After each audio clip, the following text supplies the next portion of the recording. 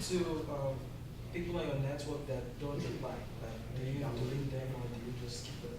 Because sometimes I have some people on my network that I actually keep sending emails to. Yeah. But I get nothing in return. Like, I get no feedback. So do you like delete or do you just keep pumping? Yeah. So the question was, if someone in your network doesn't respond back to you after following up multiple times, like what do you do? I would challenge that and to be like, is that person, he's in your that person in your network, but does that mean like, are you guys really close, or is it kind of like a weak relationship where you guys texted like one time and then you want to keep it going but you can't? Yeah, it's something I want to keep going, but it's not like there are some mentors that I just met and I said, hey, okay, I'll give you feedback or updates on my project and stuff. Yeah. And like some hours after we met, I just sent some emails like, thank you for the advice and stuff. Yeah. But from that moment till for like weeks now, there's no feedback. So do I still think of that person as part of my network or mentor or whatever, or do I just kill it? Well, I think everyone's in your network. It's just that you have a very weak tie with that person. And I don't think you should like delete people from your life or from your network entirely. But more just like know that that's a weak tie, that's a weak relationship that you want to improve on. And you can use that when you really need to ask them something. But as long as you just keep updating them and maybe even ask them for a quick response, like hey, like a small ask, like hey, is it cool if I update you on like what I'm doing? If not, like just let me know. Or like you can ask them for a small favor too, like do you know anyone in like X industries? Like a genuine favor, of course, so that they can get a response back.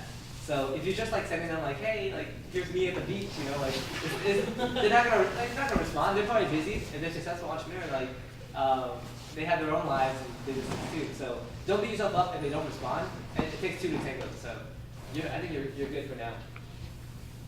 Thanks, man. Hey, dig in your hat. Thank you.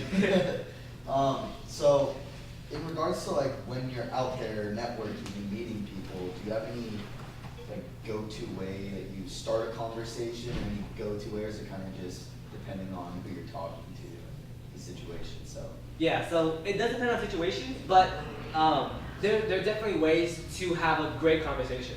So okay, when you guys go to the networking conference, what's the first thing someone asks you? What you doing? What do you do, right? What do you do? Where are you from? Who do you know here? And whatever. These are like the most boringest questions ever. Like, no one ever gets excited about answering a question like, oh, what do you do? Because like, that's what you're saying like 20 times in that 1 hour when you're meeting people. And so instead, I challenge you to do something different, right? So ask about like, what are you most excited about right now, just in life, or like, what's your dream, or like, just questions that get them out of not out of their comfort zone, but questions that people don't expect of you to ask. So if you keep asking, what do you do, you'll be like one out of like everyone else. But if you ask something like personal and say like, oh, I love your hat, like where'd you get it? Or I'm really digging like that backpack. Like was that a gift or whatever?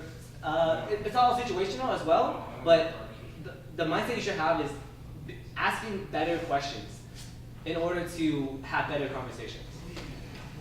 And you get a book as well.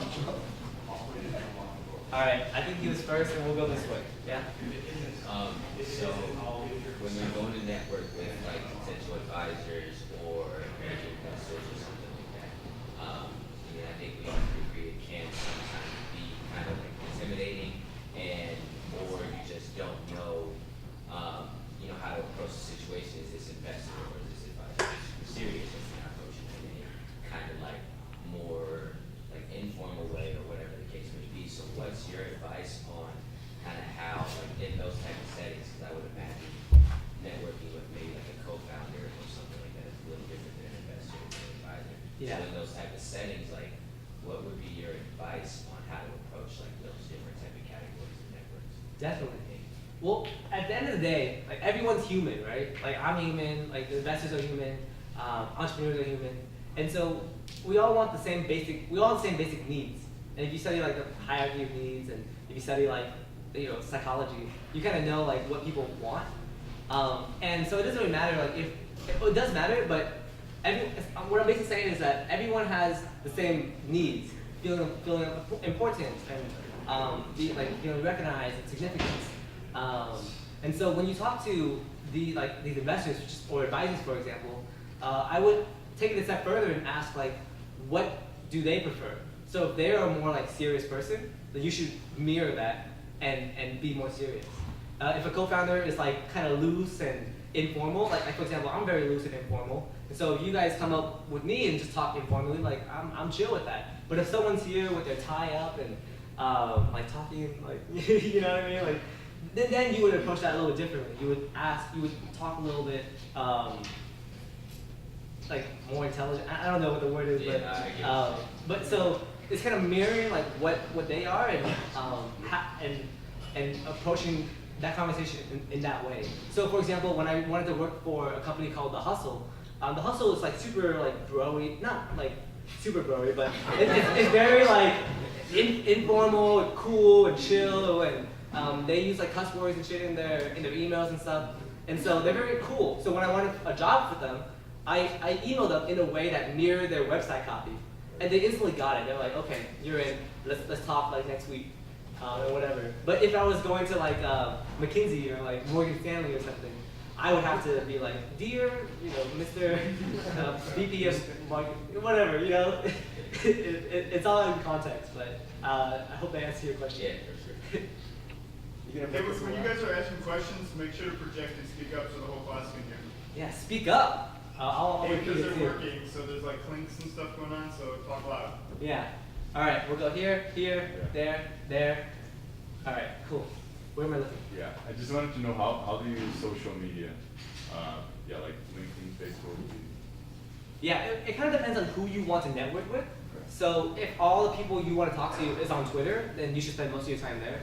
If all the people you want to spend time with on LinkedIn, then you should spend time there. I personally don't like social media. Like I don't have Snapchat. I have them like Instagram and Twitter and stuff, but I try not to use it because it kind of distracts me from what I really want to do. But you can use those channels if you're like actively like building your network to find those people. So like who are some of the people that you want to network with, and where do you think they're hanging out at? Like Facebook groups, maybe sometimes I find people. Like who to build my team, people? what? Who are these people you want to like developers, designer, or but like for now that's it. Okay, cool. Well, whatever. I don't know what specific developer or designer you want to approach. Like but web designer or application developer. Yeah. Well, I hope you guys get my framework where we're just all working backwards. So we're finding out who we're trying to meet, where they're hanging out at, and what's the best way to approach them, or who's the best contact I know to insert myself in these communities. Because there are some communities where it's more general, where it's like, I'm in this community called Under 30 Changemakers, and everyone there is like under 30 years old who are just like doing cool shit. And it ranges from like web designers to entrepreneurs to authors. And so I'm going into this group knowing that everyone has this kind of mindset and just networking or meeting people naturally through that. But if you want to do your approach where, okay, I need a designer, then it's a little bit more difficult because you have to put yourself in a designer community, and everyone in there is designers. So it's kind of like, okay, you have to approach it in a different angle. So it's definitely situational, and we can talk more afterwards if you want to master social media. But no, I'm kind of your style. Like I'm not like a social media guy, but if I think like you gotta identify who you're looking for and then use the appropriate channel. Yeah, that's marketing.